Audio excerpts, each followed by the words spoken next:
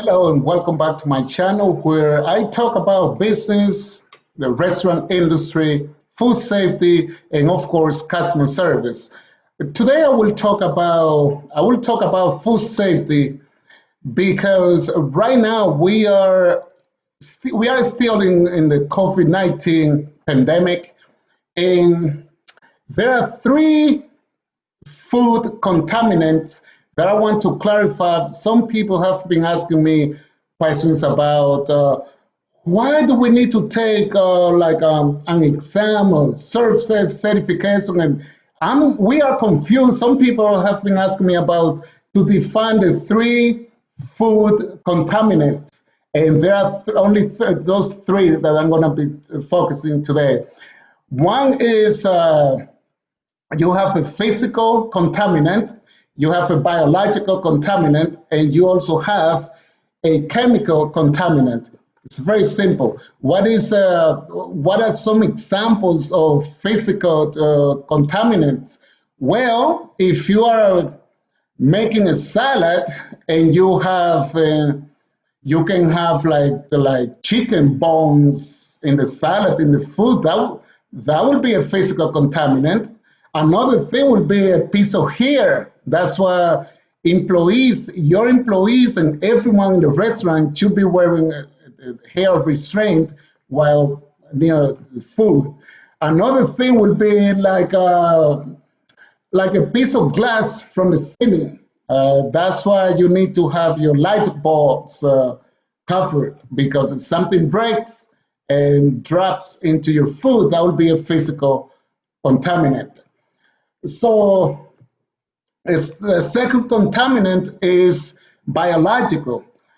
A biological contaminant will be like saliva in the food. So that's why it is not, that's why employees are not allowed to eat or drink something in the prep area if it is not covered. They're allowed to drink for a container that is covered with a straw.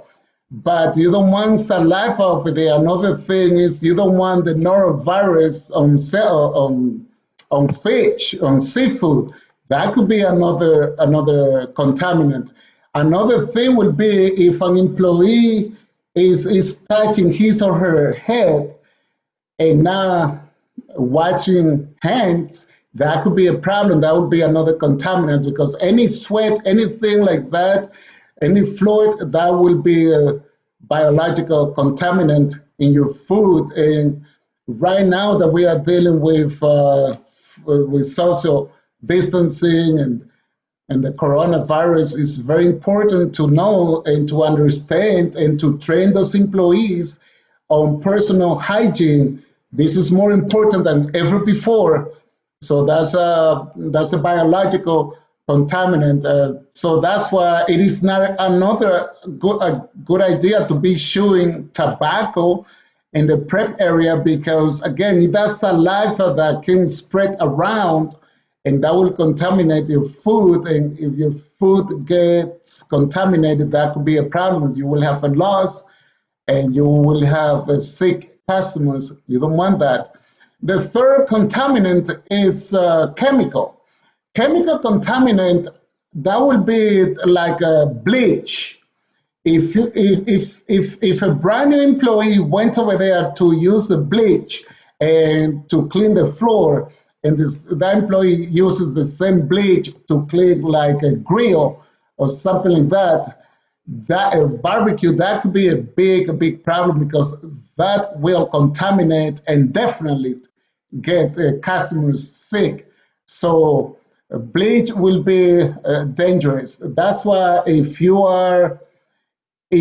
have when you have your chemicals and you are getting some of them to clean surfaces, you need to label with the name of the chemicals, so that your employees will not use something that is not designed to clean the grill, to not infect your customers. So again, it's very simple. There are three food contaminants: physical, biological, and chemical. And just to recap, a chemical would be like bones in the food, in the salad, or a piece of hair. And the biological would be your saliva in the food. And chemical would be like bleach. Those are the three simple examples I can provide you very quickly that you can have a better understanding. And that's simple. So as a manager, you are responsible for keeping your restaurant clean and make sure you are able to answer questions to your employees. But what is important is you need to train your employees on all those steps because the more your employees know, the better it is for your operation and the more confidence you are going to gain from your customers. Okay?